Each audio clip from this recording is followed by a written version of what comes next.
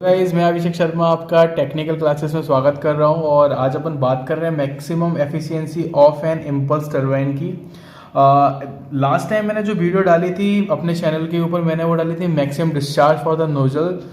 तो अगर आपने वो वीडियो नहीं देखी तो प्लीज़ आप मेरे चैनल पे जाके वो वीडियो देख सकते हैं। और आज मैं स्टार्ट कर रहा हूँ आपके सामने इम्पल्स टरबाइन, जो कि इसका एक मोस्ट इंपॉर्टेंट डेरिवेशन है जो एग्जामिनेशन में आता है। तो सबसे पहले बात कर लेते हैं कि इम्पल्स टरबाइन होती क्या है। तो मैं आपको बता दूं कि टरबाइन है मेरे पास, और टरबाइन मेरी पावर जनरेटिंग के लिए काम में आती है। इसके दो टाइप होते हैं। सबसे पहले नंबर 1 आता है आपका इम्पल्स टरबाइन, सेकंड आती है आपकी रिएक्शन टरबाइन। क्योंकि अपन को डीप में नहीं जाना है, क्योंकि अपन को सिर्फ यहाँ पे स्टीम जनरेशन या स्टीम पावर प्लांट की बात कर रहे हैं। तो यहाँ पे हमको सिर्फ इसके ओवरव्यूज़ की ही बात करेंगे यहाँ पे कि इम्पल्स टरबाइन में क्या हो रहा है, रिएक्शन टरबाइन में क्या हो रहा है। आपको बताओ कि हायर हेड के लिए हम इम्पल्स टरबाइन को यूज़ करते हैं, लोअर हेड के लिए अपन रिएक्शन टरबाइन को यूज़ करते हैं। इसके अंदर भी दो टरबाइन होती है, फ्रांसिस टरबाइन होती है और कैपलन टरबाइन होती है। तो जो फ्रांसिस टरबाइन होती है वो हमारी रेडियल फ्लो टरबाइन होती है, और जो कैपलन टरबाइन होती है हमारी वो एक्शियल फ्लो टरबाइन होती है। और जो हमारी इम्पल्स टरबाइन है वो हमारी टेंजेंशियल फ्लो टरबाइन में अपन काउंट करते हैं। स्पेसिफिक स्पीड की बात करेंगे तो सबसे ज़्यादा जो स्पेसिफिक स्पीड होगी वो हमारी कैपलन टरबाइन की होगी, फिर उसके बाद हमारी फ्रांसिस टरबाइन की होगी, फिर हमारी इम्पल्स टरबाइन की बात होगी। पर अभी यहाँ पे जैसे बात कर रहे हैं कि maximum efficiency of an impulse turbine, तो सबसे पहले अपन बात कर लेते हैं maximum efficiency of an impulse turbine. तो यहाँ पे क्या करना है, मैं यहाँ पे सबसे पहले ब्लेड डायग्राम बना रहा हूँ आपके सामने। तो ब्लेड डायग्राम के अंदर क्या है कि मैंने बताया कि मेरे पास एक कोई ब्लेड है। ब्लेड के ऊपर क्या है मेरे पास, एक मैंने यहाँ पे नोजल को लिया, और नोजल इसके ऊपर क्या है कि वाटर को इम्पिंच कर रही है।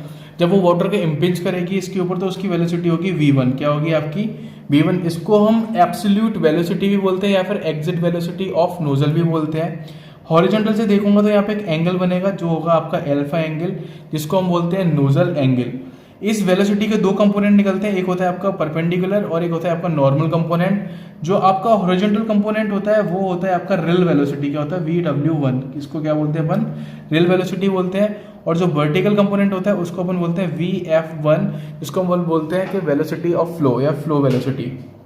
इसके बीच में हमारा एक और पार्ट आता है जिसको बोलते हैं रिलेटिव वेलोसिटी, और जो एंगल बनाते हैं रिलेटिव वेलोसिटी का वो एंगल आपका आता है थीटा। सेम बात आती है जब यहाँ से वेलोसिटी आपकी ब्लेड के ऊपर टकराती है, इम्पिंच करती है, तो इसकी जो वेलोसिटी होती है ब्लेड की वो हो जाती है मेरी u। क्या हो जाती है u, और इस ब्लेड के साइड कॉर्नर से होती हुई ये वेलोसिटी मेरी यहाँ से निकलती है। आपको पता हो कि ऑलरेडी अगर मेरी वेलोसिटी v1 है तो इसकी इंटेंसिटी कम हो जाएगी जब वो ब्लेड के ऊपर टकराएगी, तो इसकी अब इंटेंसिटी कितनी रह जाती है आपकी v2 रह जाती है। सिमिलरली यहाँ पे भी इसके दो कंपोनेंट आते हैं, जैसे पहले भी मैंने बताया एक वर्टिकल एक हॉरिजॉन्टल कंपोनेंट होता है। तो जो इसका वर्टिकल कंपोनेंट होता है वो होता है मेरा BF2। कितना हो गया यहाँ पे BF2, और सेम टाइम यहाँ पे जिसका हॉरिजॉन्टल कंपोनेंट हो गया वो हो गया मेरा VW2, that's the reel velocity of exit. Same time यहाँ पे इसका जो रिलेटिव वाला है, जो आपका VR1 वाला कंपोनेंट है, वो यहाँ पे थोड़ा ज़्यादा हो जाता है क्योंकि रिएक्शंस ज़्यादा हो जाती है। तो यहाँ पे जो कंपोनेंट है वो मेरा कुछ इस तरीके से आ जाता है, और ये यहाँ पे जो शो कर रहा है वो कर रहा है आपका VR2 को। और यहाँ पे एंगल है जो अब जब आपका एंगल अल्फा है और जब यहाँ से निकलता है तो ये आपका एंगल चेंज हो जाता है, और ये एंगल आपका बीटा में चेंज हो जाता है। जो एंगल थीटा है और रिलेटिव वेलोसिटी वाला यहाँ से निकलता है तो फाई में हो जाता है। तो यहाँ पे बात कर लेते हैं कि हमारी कौन कौन सी वेलोसिटी मैंने यूज़ की है। जैसे मैंने आपको बता दी कि V1 है आपकी, जिसको मैं बोल सकता हूँ absolute nozzle velocity, absolute nozzle velocity या नोजल एग्जिट वेलोसिटी। इसके बाद मैंने u बताया, u आपकी ब्लेड वेलोसिटी है, ब्लेड वेलोसिटी है, ब्लेड मीन वेलोसिटी। इसके बाद मैंने आपको बताया कि VW1 that's the reel velocity. इसके बाद मैंने बताया कि VR1 दैट्स द इनलेट या फिर आपकी relative velocity, relative velocity at inlet of blade. इसके बाद सिमिलरली जैसे अगर मैं बोलूँ कि इसके बाद आपका F1 है, जैसे कि वो आपकी फ्लो वेलोसिटी होती है। तो गाइज इसी की तरीके से सिमिलरली अगर मैं यहाँ पे बात करूँ तो इनलेट के लिए होगा, फिर एग्जिट के लिए आपके सामने आ जाएंगे। और सेम टू सेम आपके पास एंगल्स हैं यहाँ पे कि जैसे मैं बात करूँ कि मेरा जो अल्फा एंगल है वो एंगल ऑफ नोजल है। अगर मैं बीटा यहाँ पे जो मेरा एंगल आपको दिख रहा है कि अल्फा निकला, फिर मेरा अल्फा के बाद जैसे यहाँ पे निकल रहा है कि ये मेरा inlet exit angle of the nozzle है, पर आपको अगर देखना होगा कि इसका इनलेट एंगल ऑफ ब्लेड कितना है, that's a theta, exit blade angle कितना है आपका फाई। ज़्यादातर क्वेश्चंस के अंदर यही चीज़ पूछी जाती है कि आपको बताना हो। कुछ टर्म्स को अपन यूज़ करते हैं, मैं यहाँ पे आपको एक्सप्लेन कर दूंगा किस किस टर्म को यूज़ करते हैं। इसका डीपली में डायग्राम देख लेते हैं दोनों तरफ से। जो भी मैंने पीछे डायग्राम बनाया था उसको मैं इस तरीके से डायग्राम को बना लेता हूँ।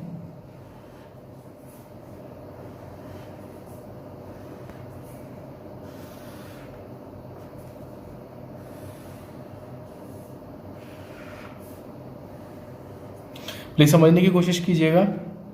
ये मेरा पहला वाला पार्ट है, जो भी आपको मैंने बताया था कि जो नीचे लोअर वन वाला पार्ट बन रहा है, ये मेरा लोअर वन वाला पार्ट है नीचे जो भी बनाया, और ये अपर वन वाला पार्ट है, और जो कॉमन है वो मेरी है ब्लेड की वेलोसिटी u। जब आपका लोअर वन वाला पार्ट था यहाँ पे, तो लोअर वन वाले पार्ट की जो वेलोसिटी थी वो कितनी थी, Vw1। जो वर्टिकल वेलोसिटी थी वो कितनी थी, Vf1। यहाँ पे जब इम्पैक्ट कर रहा था वो नोजल से, तो कितना आ रहा था ये आपका V1, और रिलेटिव वेलोसिटी कितनी थी मेरी Br1। एंगल कितना था मेरा अल्फा, और यहाँ पे जो एंगल हो रहा था वो हो रहा था मेरा थीटा। V1 से जब आपकी निकल रही थी, एग्जिट हो रही थी, तो वो कितनी थी B2। Br1 से निकल रही थी, कितनी हो रही थी आपकी Br2। यहाँ पे जो आपकी फ्लो वेलोसिटी थी वो कितनी मेरी Vf2, और ये जो कंपोनेंट निकल के आ रहा था वो निकल रहा था मेरा Bw2। तो अब यहाँ पे मैं बात कर लूँ कि ये अल्फा था, तो ये वाला मेरा यहाँ पे बीटा था, ये वाला मेरा फाई था, ये मेरा कंप्लीटेड डायग्राम था। इसको मैं बोलता हूँ कंबाइंड ब्लेड डायग्राम। ये क्या होता है मेरा combined blade diagram, blade diagram for impulse turbine. अब गाइस, जैसे कि मैंने यहाँ पे बात बोली आपको कि मुझे मैक्सिमम एफिशिएंसी चाहिए, जैसे जो मेरी हेडिंग थी, जैसे आपको दिख रही होगी maximum efficiency of an impulse turbine, तो उसको कैसे सॉल्व करेंगे। तो आपको सबसे पहले एक फॉर्मूला आना चाहिए कि मैक्सिमम एफिशिएंसी किसकी निकाल रहे हैं। तो एक हमारे पास फॉर्मूला होता है ब्लेड एफिशिएंसी। क्या होता है, ब्लेड एफिशिएंसी। तो ब्लेड एफिशिएंसी क्या होता है, सबसे पहले ब्लेड एफिशिएंसी होता है, it is a ratio of work done per kg to the ratio of energy of per kg. तो मैं लिख देता हूँ यहाँ पे work done per kg mass of steam, यहाँ पे एनर्जी पर केजी मास ऑफ स्टीम। तो यहाँ पे बात कर लेता हूँ कि जो वर्क डन होगा वो कितना होगा मेरा यहाँ पे। तो मैं आपको बता दूँ जो वर्क डन की वैल्यू होगी वो होगी मेरी am not, that's am not को बोलते हैं अपन फ्लो रेट या मास फ्लो रेट बोलते हैं। उसके बाद आता है मेरा वी डब्ल्यू की वैल्यू यहाँ पे total reel velocity into you आपकी ब्लेड वेलोसिटी। इसके बाद जो आपकी एनर्जी है, तो सबको पता है कि एनर्जी काइनेटिक एनर्जी होती है, हाफ mv² होती है, और नोजल से कौन सी वेलोसिटी आ रही है आपकी एब्सोल्यूट वेलोसिटी, जो क्या है आपकी हाफ mv1²। तो यहाँ से क्या वैल्यू निकली आपकी 2vw/v1 का स्क्वायर। तो यहाँ से मेरा फॉर्मूला निकला एफिशिएंसी ऑफ ब्लेड कितना निकला 2v/v1 का स्क्वायर। तो मुझे इस फॉर्मूले के लिए यहाँ पे मैक्सिमाइज करके निकालना होगा कि कितना निकलेगा। मैं पेजेस ले लूँ। हाँ, तो सबसे पहले बात करेंगे यहाँ पे कि मेरे पास सबसे पहले फॉर्मूले के अंदर कुछ चीज़ें दिखाई दे रही है, जैसे VW है, U है और V1 है। तो मेरे को इन वैल्यूज़ को आइडेंटिफाई करना होगा कि इन वैल्यू को कैसे निकालना है। तो सबसे पहले बात करेंगे कि VW क्या है। तो आपको दिख रहा होगा कि VW here, I think so दिख रहा है, हाँ दिख रहा है। तो देखेंगे here VW is equal VW1 plus के VW2। ये मैंने अभी आपको बताया कि यहाँ पे जो VW है that's a total reel velocity या फिर total tangential velocity. So that's why I am taking here VW is equal VW1 plus के VW2। अब मेरे को मैं इसको दूसरी तरीके से भी लिख सकता हूँ कि मैं इसको किस तरीके से लिख सकता हूँ, आपको दिखा देता हूँ कि यहाँ पे आपको दिख रहा है कि ये मैंने मान लिया A, यहाँ पे मैंने इस पॉइंट को मान लिया B और इसको मैंने मान लिया C। क्या मैं इसको नहीं लिख सकता कि VW is equal AB plus के BC? कोई परेशानी नहीं होनी चाहिए। अब AB प्लस के BC तो लिख लिया, अब इसकी वैल्यू क्या होगी, अब प्लीज़ ध्यान से देखिएगा कि यहाँ पे मेरा BR1 है, BR1 का कंपोनेंट आपका थीटा है, तो इसका यहाँ पे कंपोनेंट कौन सा आएगा आपका हॉरिजॉन्टल कंपोनेंट आएगा। तो उसकी वैल्यू कितनी होगी आपकी VR1 cos थीटा, सॉरी और यहाँ पे इसका कंपोनेंट कौन सा है आपका VR2, और यहाँ पे एंगल कितना है मेरा फाई, तो इसका जो हॉरिजॉन्टल कंपोनेंट कितना निकल के आएगा आपका VR2 cos फाई। तो मैं लिख लेता हूँ कि here we know that from blade diagram AB is equal VR2 cos phi and VC is equal BR1 cos theta. तो यहाँ पे आपने, सॉरी मैंने फाई लिख दिया, BR1 cos थीटा। तो यहाँ पे आपको वैल्यू आइडेंटिफाई होगी, तो मैं क्या लिख सकता हूँ यहाँ पे कि VW is equal VR1 cos theta plus के VR2 cos फाई। तो मैं यहाँ पे क्या करता हूँ कि यहाँ से मैं वैल्यू आपकी कॉमन लेता हूँ, VR1 cos थीटा मैंने यहाँ पे कॉमन लिया, VR1 cos थीटा कॉमन लिया, तो यहाँ पे ब्रैकेट में क्या बचा 1 प्लस के VR2 over BR1 cos phi over cos theta. ठीक है गाइज। तो यहाँ पे मैं बता दूँ कि जो मेरे पास वैल्यू निकल के आई है यहाँ पे ये वाली, इसको अपन रिप्रेजेंट करते हैं K से, और जो K होता है वो होता है मेरा ब्लेड वेलोसिटी कोफिशिएंट। इसको क्या बोलते हैं अपन, ब्लेड वेलोसिटी कोफिशिएंट, क्या बोलते हैं इसको, ब्लेड वेलोसिटी कोफिशिएंट। और यहाँ पे दूसरी चीज़ देखिए आपकी cos phi over cos theta, इसको अपन रिप्रेजेंट कर लेते हैं V एज अ कांस्टेंट। तो आपके पास जो वैल्यू निकल के आएगी वो निकल के आएगी यहाँ पे कि VW is equal VR1 cos theta 1 plus के KV, कितना निकल के आएगा 1 प्लस के KV। अब मेरे पास यहाँ पे लिटिल बिट काम रहता है कि मेरे को VR1 cos थीटा की वैल्यू चाहिए। तो आपको दिख रहा होगा कि VR1 cos थीटा क्या था, मेरा BC था।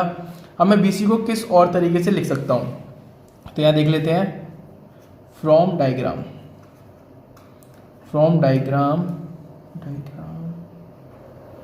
क्या होगा आपके पास, BC को लिखना है, BC इज इक्वल क्या है मेरा VR1 cos theta is equal, मैं क्या लिख सकता हूँ, देखिए इसको मुझे BC निकाल के लेके आना है। मैं इसको क्या लिख सकता हूँ कि अगर आप देखो कि मेरे को V1 वाला कंपोनेंट पता होगा तो इसका हॉरिजॉन्टल कंपोनेंट यहाँ से आता है, और उसमें से मैं U को सब्ट्रैक्ट कर दूँ, तो यहाँ से क्या निकलेगा आपका कि V1 cos अल्फा माइनस के U।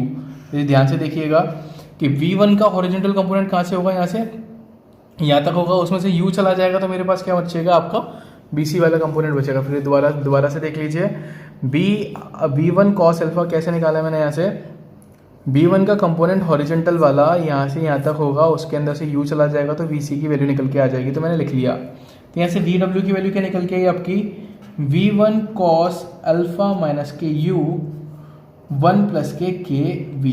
और ये आपको पता है K की वैल्यू क्या थी अभी, ब्लेड वेलोसिटी कोफिशिएंट, और V मैंने कांस्टेंट माना था यहाँ पे। इतनी बात अगर आपको क्लियर है तो आपका आधे से ज़्यादा डेरिवेशन कंप्लीट हो चुका है यहाँ पे, क्योंकि मेरे को पता था कि अभी मैंने आपको थोड़ी देर पहले बताया था कि आपकी जो ब्लेड डायग्राम एफिशिएंसी है, ब्लेड एफिशिएंसी थी वो क्या थी, 2VWU ओवर V1 स्क्वायर। अगर मेरे पास जो इक्वेशन निकली है इसके अंदर मैं बोथ साइड आपका 2U से मल्टीप्लाई कर दूँ, सॉरी 2U से मल्टीप्लाई कर दो, तो क्या निकल के आएगा आपका 2UVW is equal 2U V1 cos alpha minus के U 1 प्लस के KV। आपके पास कुछ इस तरीके से दिखाई देगा यहाँ पे कंपोनेंट। अब मैं क्या करता हूँ, इसके अंदर से B1 को कॉमन लेता हूँ, तो क्या आएगा देखिए 2U B1, तो यहाँ अंदर क्या बचा आपका cos अल्फा माइनस के U ओवर V1 ब्रैकेट के अंदर 1 प्लस के KV। क्लियर है यहाँ तक। अब देखिए यहाँ पे एक और चीज़ आपको करनी है कि यहाँ पे मेरा कंपोनेंट होता है जिसको मैं लिखता हूँ रो, और उसकी जो वैल्यू होती है वो होती है आपकी U ओवर V1। क्या होती है आपकी U ओवर V1, जिसको मैं बोलता हूँ वेलोसिटी रेशियो। क्या बोलता हूँ उसको मैं, वेलोसिटी रेशियो। क्या बोलता हूँ उसको मैं, वेलोसिटी रेशियो।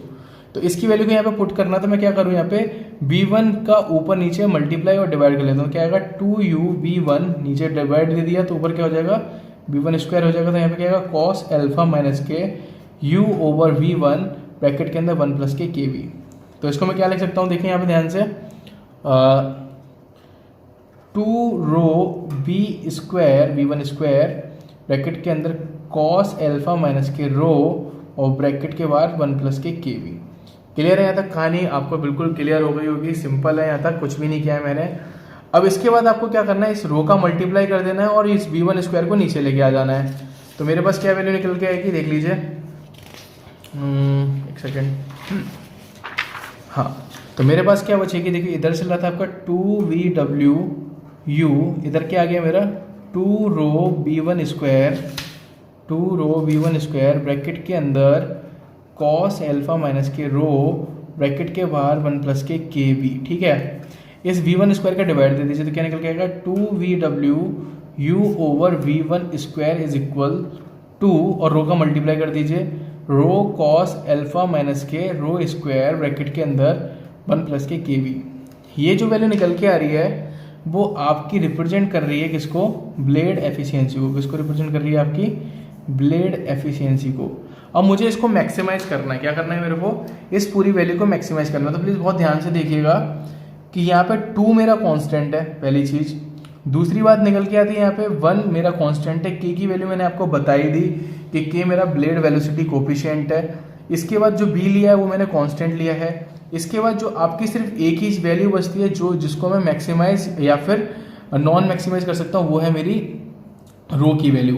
तो यहाँ पे जो क्या होगा कि अगर मेरे को इसकी पूरी वैल्यू को मैक्सिमाइज करना होगा तो मुझे क्या करना पड़ेगा कि del over blade efficiency over with respect to of the जो आपका velocity ratio is equal to 0, इसके बराबर मैं कर दूंगा तो मेरी एफिशिएंसी होगी वो क्या हो जाएगी, मेरी मैक्सिमाइज हो जाएगी। कौन सी, ब्लेड एफिशिएंसी।